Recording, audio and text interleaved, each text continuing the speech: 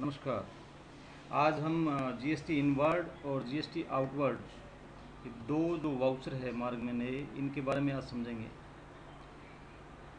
हम किसी भी रजिस्टर्ड या अनरजिस्टर्ड दोनों ही तरह के पर्सन को अगर कोई एक्सपेंसेस के लिए पे कर रहे हैं या कोई कैपिटल गुड्स के लिए पे कर रहे हैं तो उसकी एंट्री जो है वो जीएसटी इनवर्ड में हम डालेंगे।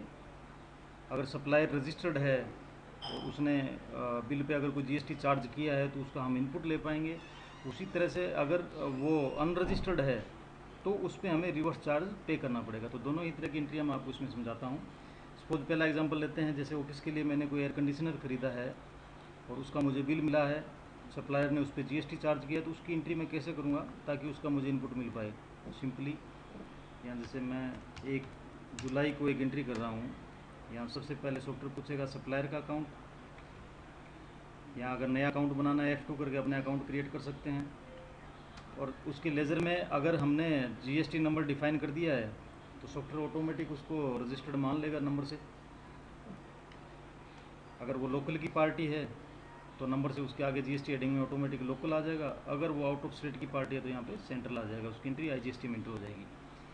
जैसे अनिल इलेक्ट्रिकल से मैंने एसी खरीदा, इंटर किया लोकल, यहाँ उसका मैं बिल नंबर मेंशन कर देता हूँ।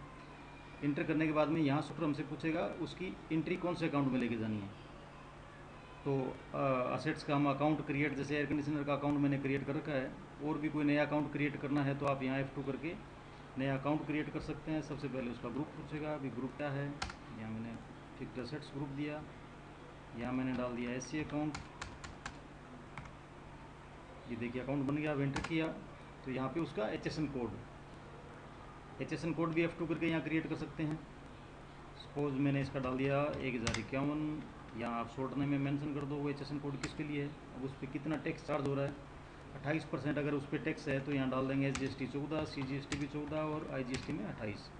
अगर हम कोई गुड्स का HSN कोड बना रहे हैं तो यहाँ गुड्स लेंगे। उसी तरीके से अगर कोई सर्विसेज के लिए पे कर रहे हैं उसका HSN कोड बनाएंगे तो यहाँ सर्विस ले लेंगे। ये गुड्स है तो यहाँ एंटर किया, ये HSN कोड बन गया है, इंटर किया। ये देखिए ऑटोमेटिक HSN कोड देती है। अगर वो रजिस्टर्ड है तो यहाँ पे टैक्स आ रहा है SGST 14, CGST 14।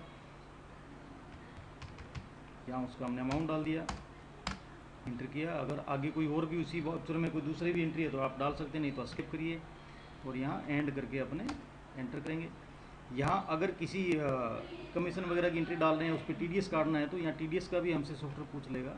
यस करते ही उस पर TDS की भी एंट्री हो जाएगी, नहीं काटना तो आप नो पे एंटर कर दीजिए। अब ये देखिए अनिल इलेक्ट्रिकल का अकाउंट जो है 38,400 से क्रेडिट हो गया, 30,000 रुपये एससी अकाउंट में चले गए और 4242 रुपये SGST और CGST अकाउंट में हो गए। एंटर करके ये वाउचर मैंने सेव कर दिया। तो ये 3B के अंदर एंट्री चली जाएगी, इस GST का हमें इनपुट मिल जाएगा। इसी तरीके से मैं एक एंट्री करता हूँ, किसी अनरजिस्टर्ड सप्लायर को हम पे कर रहे हैं कोई भी एक्सपेंसेस के लिए, तो उस पर हमें रिवर्स चार्ज देना पड़ेगा।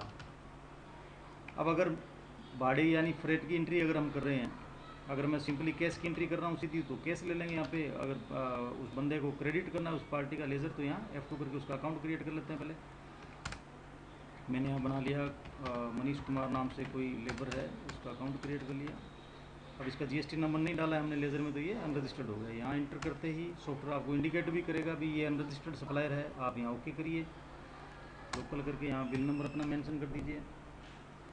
यहाँ अब एक्सपेंसेस का अकाउंट यहाँ भी आप F2 करके क्रिएट कर सकते हैं लेज़र, अगर बना हुआ है तो ले लीजिए। जैसे फ्रेट का लेज़र ले लिया मैंने, इंटर किया। आप इसका भी HSN कोड अगर बना हुआ है ले लीजिए। यहाँ HSN कोड नहीं तो F2 करके इसका भी नया HSN कोड अपने क्रिएट कर सकते हैं। जैसे फॉर एग्जांपल ये मैंने HSN कोड डाल दिया इसका। अगर इस पर 5% टैक्स है तो 2.5% SGST, 2.5% CGST और 5% IGST। अब अगर किसी सर्विसेज के लिए HSN कोड बना रहे हैं तो यहाँ गुड्स की जगह हम लेंगे सर्विसेज। सिंपल इंटर करके ये सेव कर दिया, HSN कोड अपना बन गया है, इंटर किया। अब देखिए अगर पार्टी अनरजिस्टर्ड है तो यहाँ SGST और CGST अपने आप ही 0 आ रहे हैं, जबकि पहले हमने जो एंट्री की थी रजिस्टर्ड डीलर के लिए तो यहाँ उस HSN कोड में जो टैक्स हमने डिफाइन कर रखा है वो ऑटोमेटिक यहाँ आ रहा था। अब सपोज इसको हम 4,000 रुपये पे कर रहे हैं, स्केप किया, यहाँ एंड करके मैं सेव कर रहा हूँ, एंटर किया। TDS नहीं काटना, नो किया। ये देखिए अभी आपसे सॉफ्टवेयर पूछ लेगा भी this supplier is unregistered, want to generate self invoice. जैसे ही इसको यस करेंगे कर्सर वापस वहाँ एंट्री पे आ गया, इसको फिर एंड करके सेव करेंगे तो ये देखिए अब सॉफ्टवेयर ने इसका रिवर्स चार्ज भी काट लिया है। एक तरफ तो हमारा इनपुट लेज़र है वो डेबिट हो गया है, दूसरी तरफ रिवर्स चार्ज के जो लेज़र हैं वो क्रेडिट हो गया।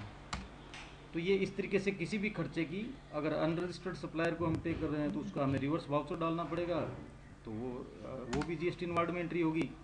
और अगर रजिस्टर्ड डीलर को दे रहे हैं तो वो भी जीएसटी इनवार्ड में एंट्री होगी। सिंपली इसी तरीके से हम अगर कोई सर्विसेज दे रहे हैं तो उसकी एंट्री हम जीएसटी आउटवार्ड में करेंगे। जैसे मैं सोप रेंट किसी से ले रहा हूँ तो उसकी एंट्री मैं एक बार दिखा देता हूँ आपको एग्जांपल। जीएसटी आउटवार्ड में एंट्री करेंगे, यहाँ पार्टी का लेज़र क्रिएट कर लेंगे। जैसे सपोज वो रजिस्टर्ड डीलर है, मैंने ले लिया अनिल इलेक्ट्रिकल्स, यहाँ पे मेरा इनवॉइस नंबर मैंने मेंशन कर दिया, यहाँ पे शॉप रेंट का अकाउंट ले लिया मैंने, और जो इनकम इनडायरेक्ट के अंडर में मैंने बना रखा है, यहाँ इसका भी जो सेक कोड है सर्विस का वो ले लेंगे। नहीं है तो F2 करके नया क्रिएट कर लीजिए। सपोज 1001 से शॉप रेंट के लिए डाल दिया। इस पर अगर 18% टैक्स है तो 9% SGST, 9 CGST और 18% IGST। यहाँ पे मैं सर्विसेज कर देता हूँ। इसका HSN कोड बन गया, इंटर किया, 15,000 रुपये मैंने डाले, एस्केप एंड करके इसको सेव करेंगे तो ये देखिए इस पर जीएसटी चार्ज होगा। सेम या जीएसटी इनवाल्व की तरह ये एंट्री होगी। इसमें भी अगर वो अनरजिस्टर्ड डीलर है तो यहाँ पे रिवर्स वाउचर की एंट्री हो जाएगी। तो आज हमने समझा जीएसटी इनवर्ड और आउटवर्ड। जीएसटी में इन दोनों वाउचर की काफ़ी ज़रूरत पड़ने वाली है। तो उम्मीद करता हूँ आपको बढ़िया से समझ में आया होगा। धन्यवाद।